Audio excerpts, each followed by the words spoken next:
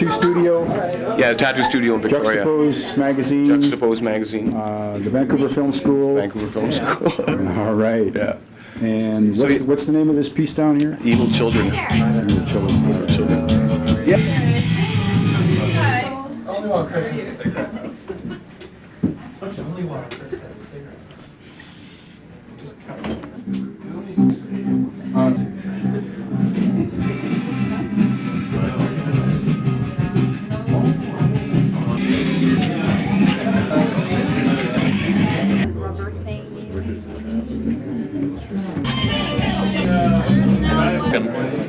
At Warhol, you know, because he was easy, and then I got to know Rauschenberg and other artists, pop artists of the 60s, and it looked like fun.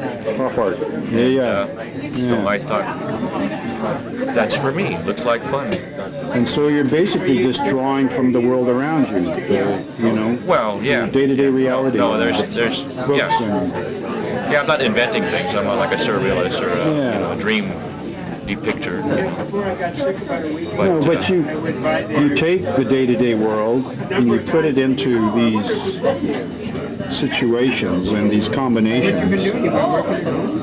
Yeah, but it's choice, you know, it's choice is the art. And I try to do things that are intriguing and have a sense of irony and fun and visual interest. Yeah. So you got it. You got it. You do it well. I like your work very much. Thank you. Sometimes I wear a black leather jacket. Yeah. Which is sort of the art badge. Yeah. It was funny. I went down to Seattle once with a whole bus with carload of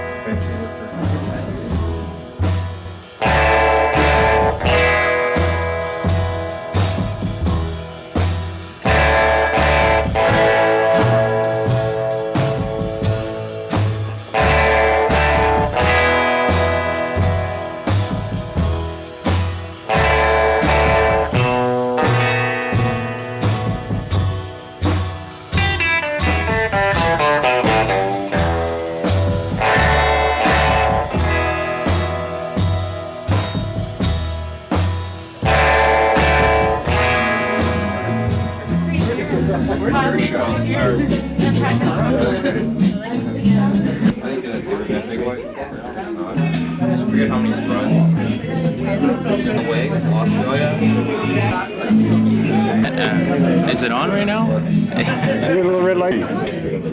Richard Spray is my dad. Is he a famous artist? No, he's an artist. But he got you started. He got me started. He inspired me to draw a pen. All right, good. I would say Picasso. I'm Picasso. Hey. Stereotype, you know, Picasso. He's my guy. He influenced me. Absolutely.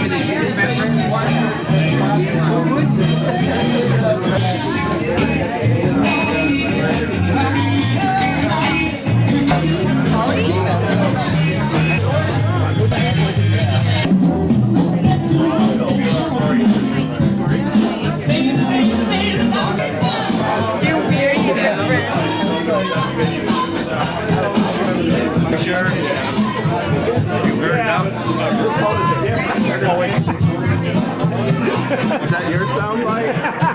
Sometime in 1983, two-dimensional images just, for some reason, didn't mean anything anymore. They just didn't do anything for me.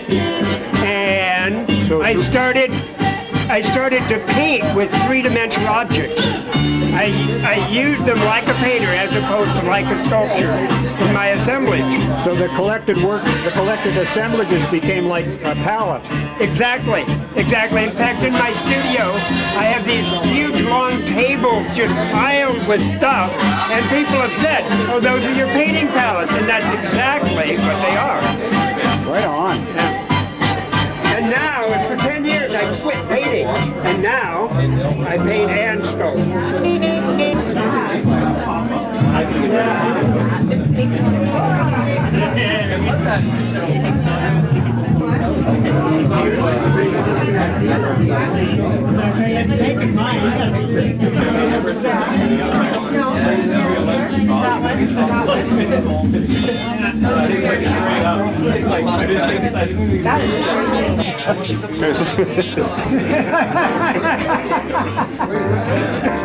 You tell him I got it written down at home. Yeah, well, King can follow me either.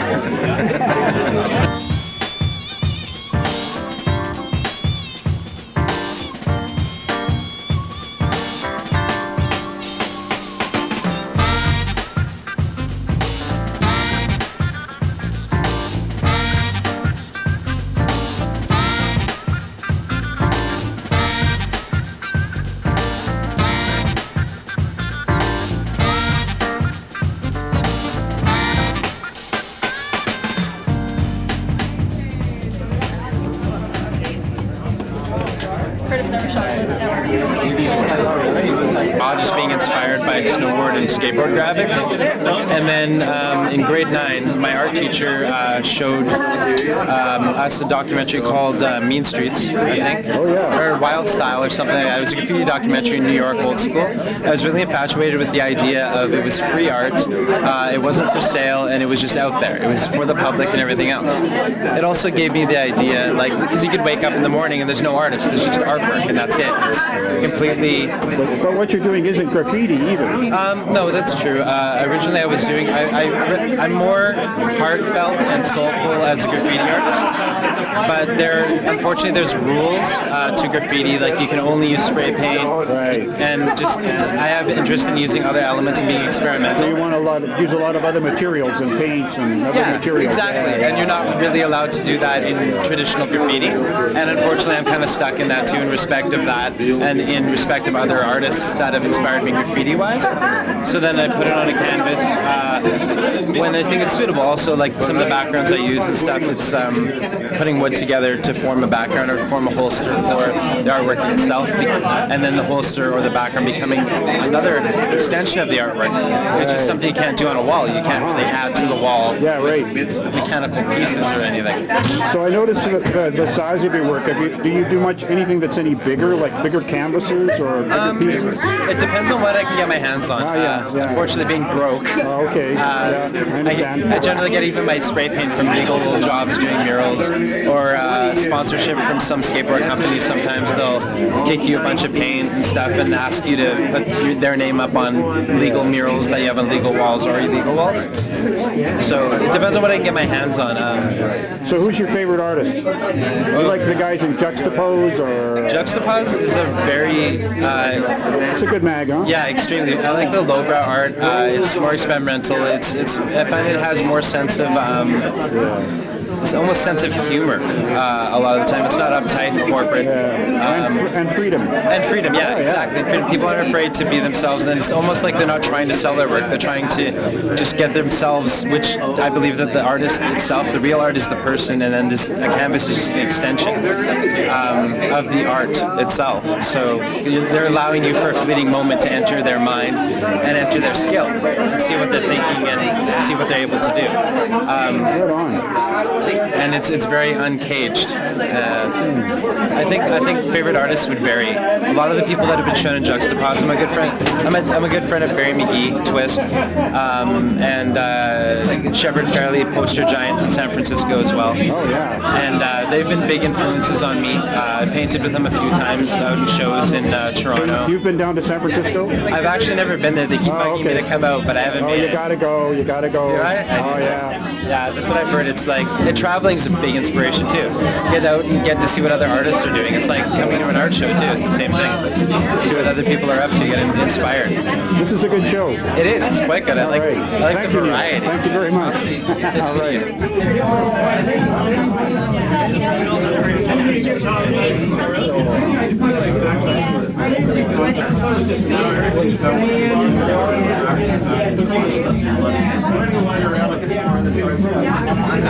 I've been keeping my eyes open. I keep looking.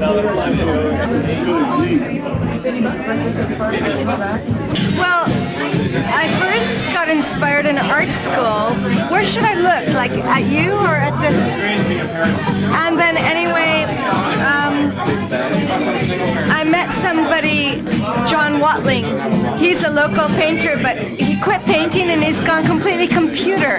Oh, yeah. Anyway, he was a total inspiration for me and a mentor for a long time. And he's still a very good friend. We lived together for about 4 years. And I'm so sorry that he gave up painting, but anyway, I still do. But And you every still now, do, yeah. yeah, and he still comes to my place sometimes and looks at my work and gives me feedback. All right. John Watley. Thank you very much. You're welcome.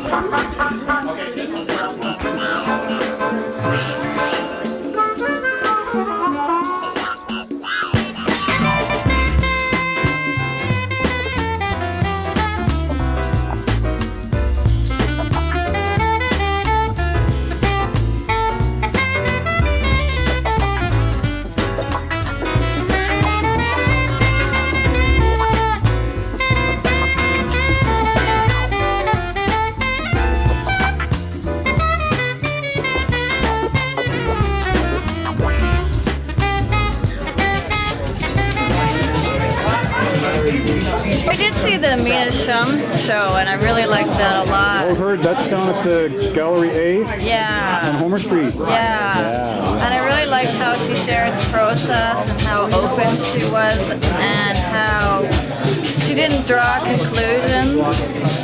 And it was joyful, and the speakers using different sound and the fireworks. And she uses different media. She uses video and... Yeah, she's usually a filmmaker, and I hadn't seen her movies before, but I was very actually delighted by how she shared from her soul. Oh, that's really neat.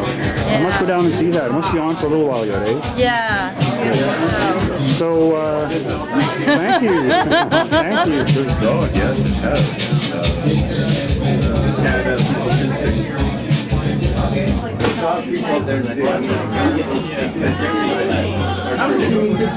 They did that, yeah. I wanted something that was really blendy. Something that, And you get time to work with it. yeah, something I could fuss over. And so who's I don't like doing everything too fast. I like picking at it for a couple months. So whose oil paintings did you see that you really liked that got you going? They're sort of realistic. So is there a realist painter that? I don't even really know. I guess just I wanted it to look real without it looking too real, Yeah. but not. I wanted it to sort of pin-uppy, I guess, without it being just a straightforward portrait of somebody. So do you have any favorite cartoon artists or magazines? I mean, I like the usual, the usual pin-up stuff, like Algren and George Petty and Oh, yeah. all that kind of stuff, the Vargas. As for comics, I don't know, Well, pop art. Barbera, cartoony stuff. Yeah, just the same stuff that we all sort of get inspired by. And do you have any plans to do anything on a larger scale, like Yeah. bigger canvases? Yeah, the one I'm doing right now is really large. Oh, good. Can't compare it to anything, but It's bigger. it's fun. Yeah, all right. You get to be really sweeping with it. It's pretty fun painting. I mean, the bigger the better. So. Right on. Okay. Excellent. Thank you very much. No problem. And I'm just going to go like this right into the flames.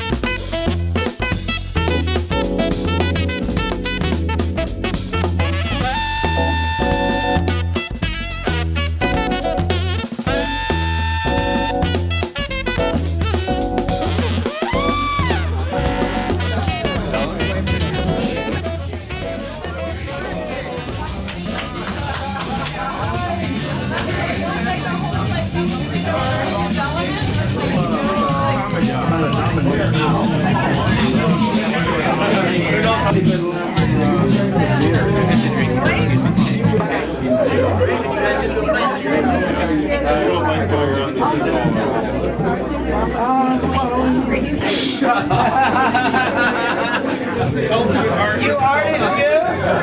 You artist, you? No, not at all. Yeah. Not at all. It grooves.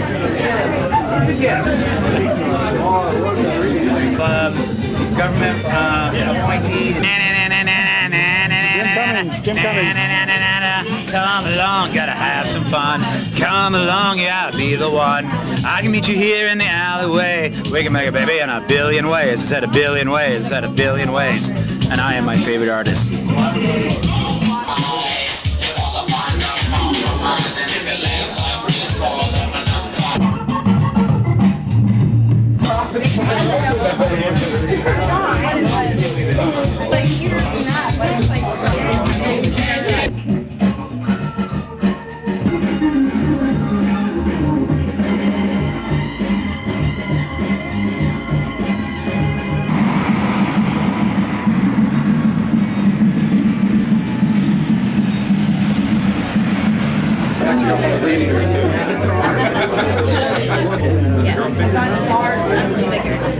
Okay,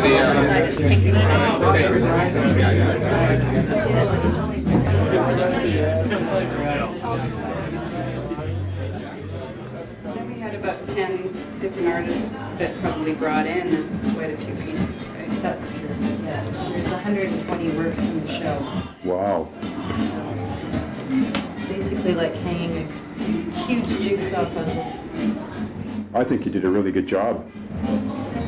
Yeah, I'll spend a lot of time trying to coordinate colors and pieces so that it had a consistent flow. And you know, certain pieces would overpower other ones, so it's had to be careful about. It's an art show within an art show. Definitely. Yeah. I like that. I like that. The palette of the gallery. Yes. Yeah. I love the color of the walls. It's great foil for everything. Makes everything really jump out. Yeah. And actually, we haven't really had too many problems with color. That your piece really does. It does jump out for sure. 'Cause the white and the red is. Well, we've both been painting separately for, what, 15 years. We've both been showing for about 10, maybe Nicole a little longer. Mm-hmm. Well, Smash Gallery kind of brought a lot of the scene together, and I hadn't met Vicki, but we were in the same show.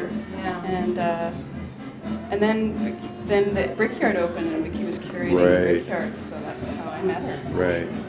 It was in the opening show there. And about 6 months later, formed the Pop-Tarts. I've been showing ever since. I thought it was quite a wonderful opening on Saturday night for this show. I really enjoyed it. I got to talk to a number of people. And Yeah, it was pretty packed. it was good. It was fun. It was fun. Well, most of our openings are fun. Yeah. You know, they have a really good atmosphere, and everyone's really friendly. A lot of the artists show up.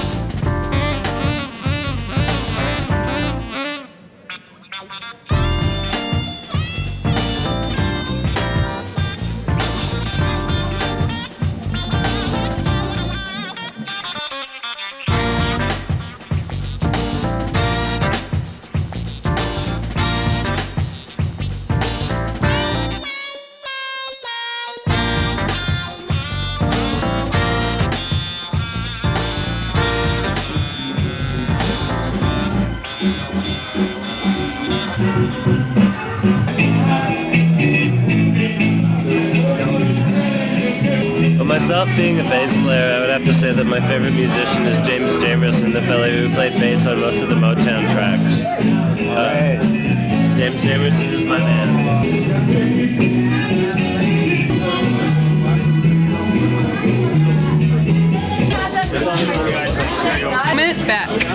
Beck. What's his best album? Mutations. That's my favorite at the moment.